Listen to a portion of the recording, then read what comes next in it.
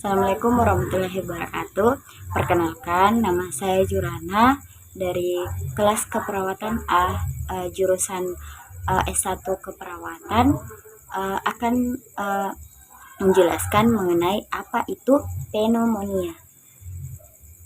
Untuk memenuhi tugas dari mata kuliah keperawatan dewasa yang diampu oleh Nursikir SKET MKET. Selamat menyaksikan. Nah, selanjutnya saya akan menjelaskan mengenai definisi dari pneumonia. Jadi, pneumonia adalah adapun etiologi pneumonia, komplikasi yang ditimbulkan pneumonia dan klasifikasi dari pneumonia. Pertama saya akan menjelaskan adalah etiologi atau penyebab dari pneumonia. Nah, penyebab dari pneumonia ini disebabkan oleh dua faktor. Yang pertama adalah faktor dari mikroorganisme dan faktor dari non-mikroorganisme. Nah, faktor dari mikroorganisme ini yang pertama adalah protozoa, virus, bakteri, dan jamur. Adapun penyebab dari non-mikroorganisme yang pertama adalah bahan kimia. Yang kedua adalah paparan dari sinar matahari seperti panas dan suhu. Nah, yang selanjutnya adalah merokok.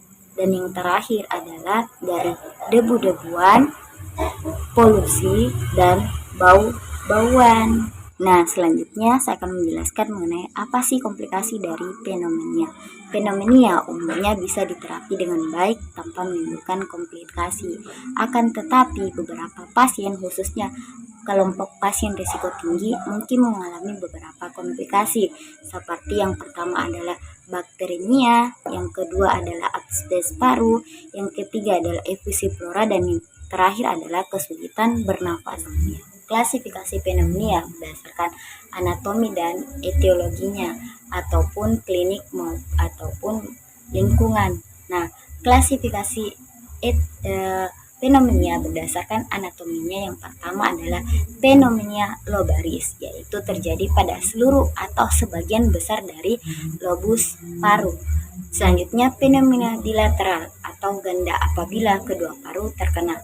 Nah, yang kedua adalah pneumonia lobaris, terjadi pada ujung bronkiolus yang tersumbat oleh eksudat makopurulen dan membentuk bercak konsolidasi dalam lobus yang berada di dekatnya. Yang ketiga adalah pneumonia interstitial, proses inflamasi yang terjadi dalam dinding alveolar dan interlobular. Klasifikasi pneumonia berdasarkan inang dan lingkungannya. Yang pertama adalah pneumonia komunitas, terjadi pada pasien perokok dan mempunyai penyakit penyerta kardiopulmonar. Yang kedua adalah pneumonia aspirasi yang disebabkan oleh bahan kimia, yaitu aspirasi bahan toksik dan akibat aspirasi dari cairan makanan ataupun lambung. Yang ketiga adalah pneumonia pada gangguan imun yang terjadi akibat proses penyakit dan terapi yang disebabkan oleh kuman patogen atau mikroorganisme seperti bakteri, protozoa, parasit, virus, jamur, serta cacing. Patofisiologi dari pneumonia. Jadi, pertama-tama kuman masuk ke dalam jaringan paru-paru melalui saluran nafas bagian atas menuju ke bronkiolus dan alveolus. Setelah bakteri masuk dan dapat menimbulkan reaksi peradangan dan menghasilkan cairan edema yang kaya akan protein, kuman pneumococcus dapat meluas dari alveoli ke seluruh segmen atau lobus. Eritrosit dan leukosit mengalami peningkatan sehingga alveoli penuh dengan cairan edema yang berisi eritrosit, fibrin, dan leukosit sehingga kapiler alveoli menjadi melebar. Paru menjadi tidak berisi udara. Pada tingkat lebih lanjut, aliran darah menurun sehingga alveoli penuh dengan leukosit dan eritrosit dan menjadi sedikit. Setelah itu paru tampak berwarna abu-abu kekuningan.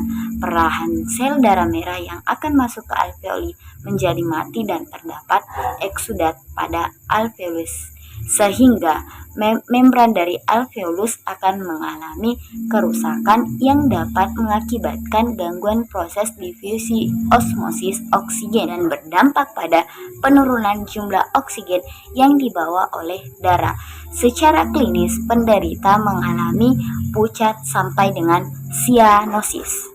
Nah, selanjutnya saya akan menjelaskan mengenai manifestasi klinis. Nah, manifestasi klinis itu beragam, tergantung pada organisme penyebab dan penyakit pasien.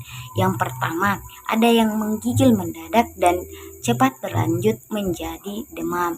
Yang kedua adalah nyeri dada pleuritik yang semakin berat ketika bernafas dan batuk. Yang ketiga, pasien yang sakit parah mengalami takipnya berat sampai 45 kali pernafasan per menit, dan dyspnea, nadi cepat dan memantul dapat meningkat 10 kali per menit per 1 derajat peningkatan suhu tubuh. Selanjutnya adalah penata laksanaan medis pneumonia secara umum. Yang pertama adalah pemberian antibiotik seperti penisilin. Yang kedua adalah pemberian antipiretik, analgetik. Dan yang ketiga adalah pemberian oksigen. Dan yang terakhir adalah pemberian cairan parenteral sesuai indikasi. Nah, selanjutnya adalah pemeriksaan penunjang. Yang pertama yang dilakukan adalah dengan sinar X mengidentifikasi distribusi, misalnya lobar dan bronkial. Dan selanjutnya adalah GDA. Jika terdapat penyakit paru, biasanya GDA tidak normal, tergantung pada luas paru yang sakit.